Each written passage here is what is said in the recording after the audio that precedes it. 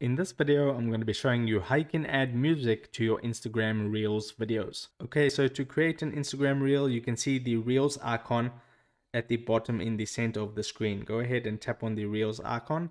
That's going to load up the Reels, and then you can tap on the camera icon at the top right of the screen. And now you can go ahead and start creating a Reel. So I'll just click on Get Started.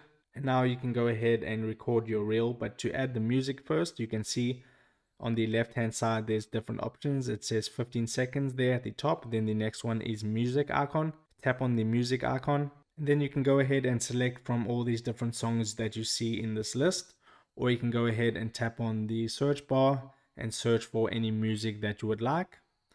But I'll just go ahead and use this song as an example. So you can select where you want the song to start, and to get the right position you can go based off what the lyrics are saying. So I'll just leave it like that, and then when you're done fixing that, tap on done.